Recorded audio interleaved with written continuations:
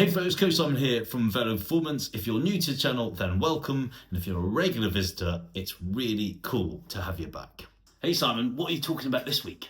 Well, I was going to talk about the 3 highest ranking educational videos that I put out in 2024 and also start talking about where the channel is going to progress in 2025. Nah, you don't want to be doing that. Okay, what do you have in mind? Why don't you take a look back at your 3 favourite bike adventure videos of 2024. Okay, let's do that. And I'll also give an insight into some of the behind the scenes things that really went well and some of the things that you guys really don't know about, but it's kind of cool to share. That sounds way more fun. Let's go and get some movie treats. All right, I'm up for that. And I'll go and make some tea as well. I thought I'd keep it fairly healthy, so I've got some protein bars. Ah, you amateur. I got these. Do you know what? Just get out. One of my favourite videos in 2024 has to be the Inferno Swiss. And what you guys won't know is about 5 weeks beforehand, I had an altercation on my bike with a mate. He and I were trying to do a 24-hour challenge, which didn't go well. I started filming it, but it pretty much went downhill within the first hour of riding it. We had a bit of an altercation with the car and I flew off the front of my bike and I thought I'd broken my wrist. Now, I've broken this wrist before and I know what it feels like, but at the time, I literally couldn't stand up because of the pain and I thought I was going to throw up. And my mate was saying, mate, I think you've busted your wrist. Anyhow, long and short story of it is that I hadn't broken it, I just bashed it really hard and I'd inflamed the original break across the wrist. So when I went to go and see the specialist, luckily the next day, he said, look, it's not broken, you'll be okay, but you might not be able to ride a bike for a week or so. So I feel super lucky even getting to the start line of the Inferno. So this is why the Inferno Swiss is at the top of my list for 2024.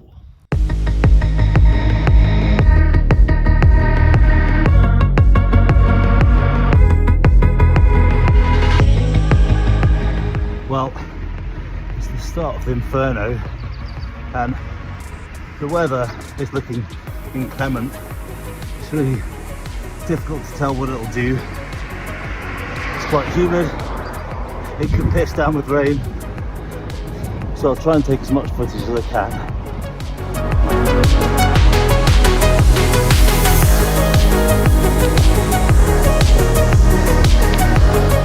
Watching those clips back over the first day, it's like, blimey, I'm reminded how cold it was on the descent. I've never been on a bike where I have shivered so hard that I thought I was going to shiver myself off it.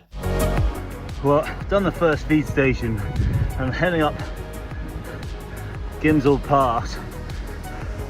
The weather, it's not been pretty, and as I was descending off the first descent, I was so cold, I was shivering so badly, I couldn't descend properly and had a real battle with my head, thinking, not sure if I want to do this. I was like, come on, you need to get on with this. It's part and parcel of doing these events. Definitely, when the weather turns, it just messes with your head so badly. But do you know what, it's warm now, I'm warmer, and for the next hour or so I'm definitely going up, so I ain't gonna get any colder.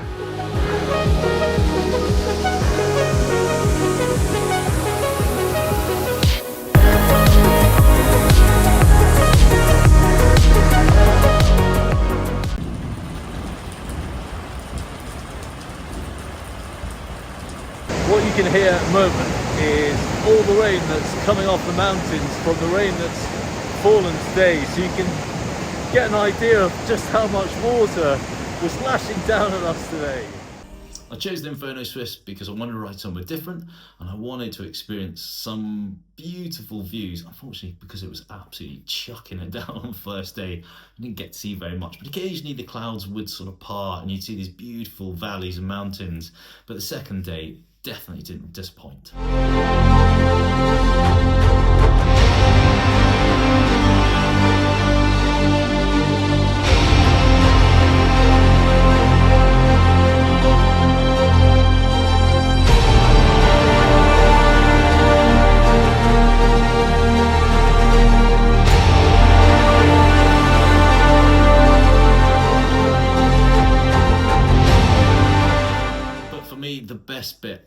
this whole video and the whole event is just meeting really nice people. Like, everybody gelled.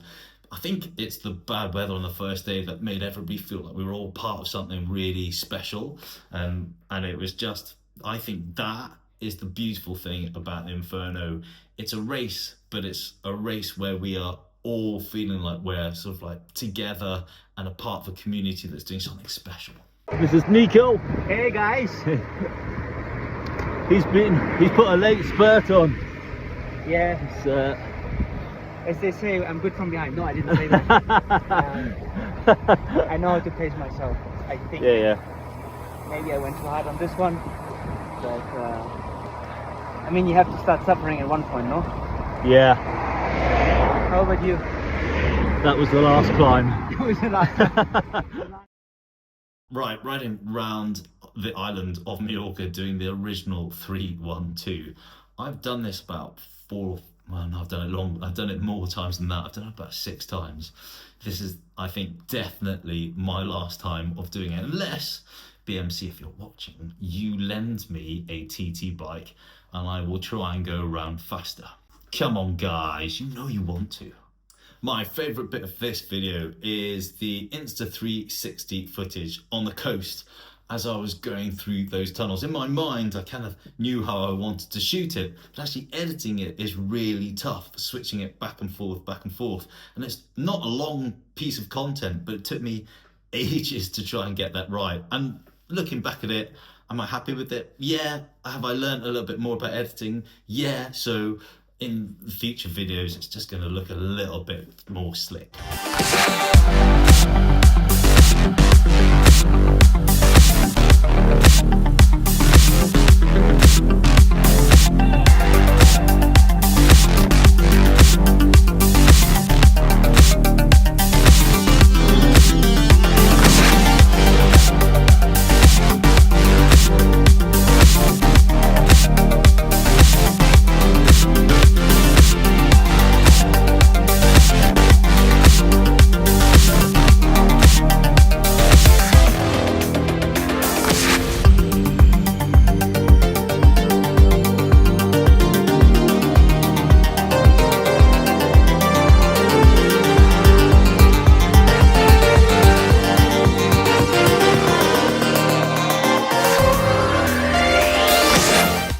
Appreciated how hot that ride actually was, and I reckon I got a bit of heat stroke, which is probably why I was sweating more, and you can see lots of salty deposits on the jersey. It's also one of the reasons why I struggled eating my normal fuel and drinking normally, because I just didn't fancy it. So I forced myself to drink, and when I stopped at petrol stations, I basically chucked in ice creams to try and get as much carbohydrate in, but also to try and cool me down internally, which actually kind of seemed to work.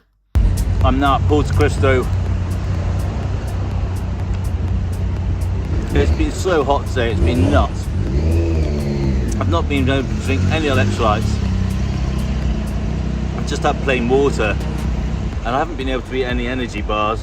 I just didn't fancy it.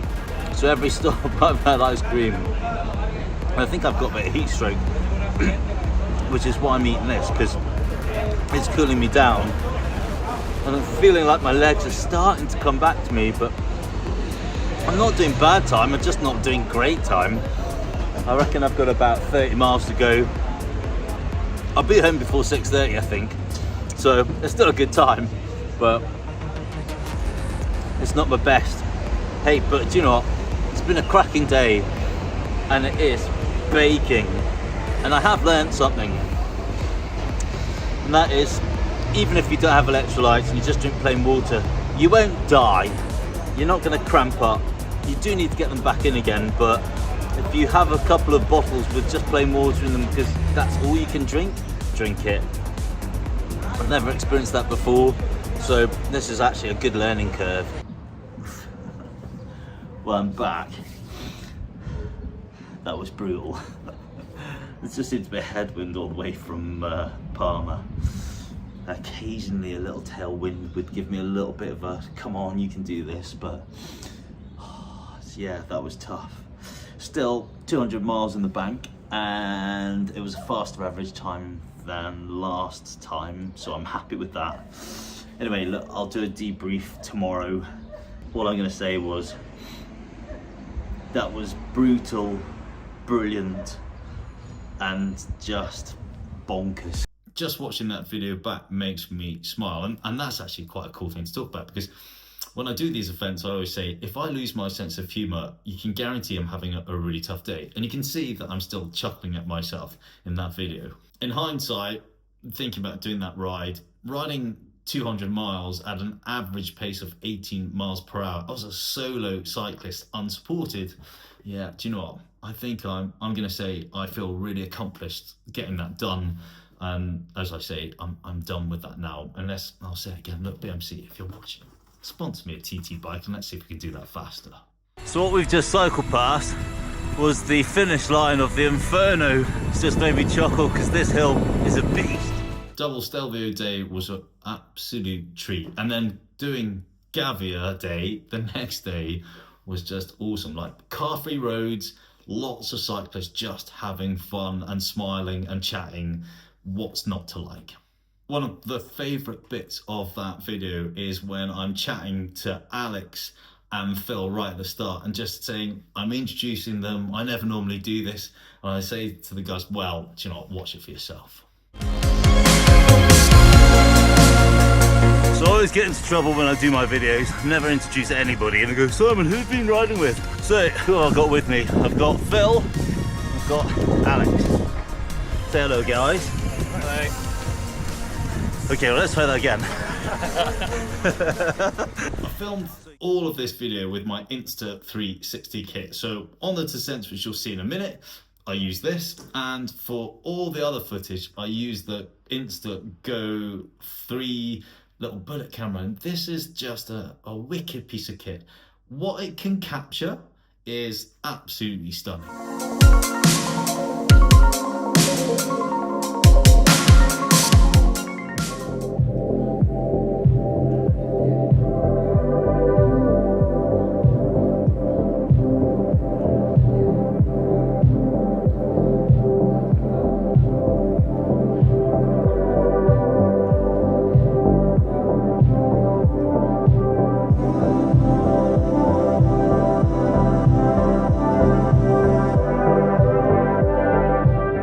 Who came with us, I'm gonna have to give you a big shout out because he took his drone with him and he carried it all the way around Stelvio, but he stopped and took some absolutely brilliant footage, so a big thank you for that.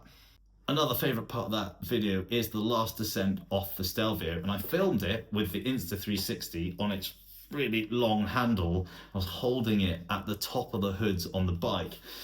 I still don't like the mount that they have, and I feel sometimes I get better footage from it by holding it, which is why you never see me in the drops, and I rarely, if I'm really honest, descend with my hands in the drops. I'm generally on the tops of the hoods, but you know, it's small enough to fit my hand and be able to hold the bike securely, but I think it did a really decent job.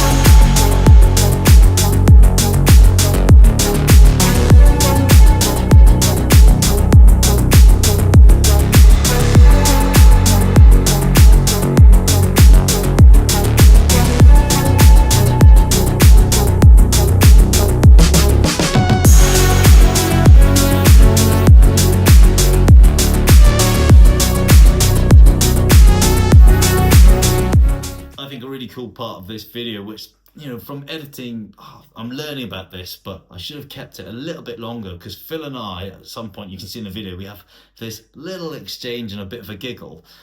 I cut that too short, but when he came past me, we were proper laughing at each other. And I'm going to give Phil one other shout out, because he and Alex went up to the top of Stelvio to watch the sunrise. Now, I didn't go with them because I wasn't feeling that great, and I didn't really want to get up at whatever time they left, which was around about 2 o'clock in the morning. I knew that wasn't clever. But they went up and he took a time lapse with his Insta360. And the footage from that is just so cool. And he shared it with me. He said, look, just use it. It looks so great. So look, let's just relive that.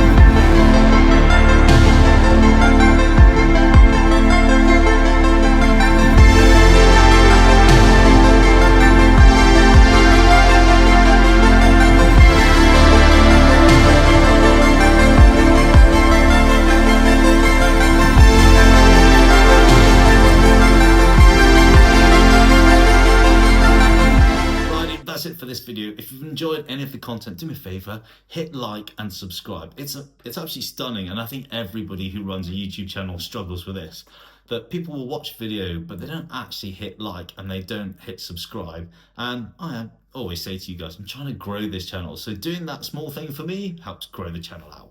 And then lastly, I've got a couple of videos heading your way towards the end of the year. One of them is sort of like a podcast vibe, where Constantine from the Inferno races came down to visit me here in Devon, and we just sit and talk about the evolution of the Inferno races and some of the cool things they're doing next year.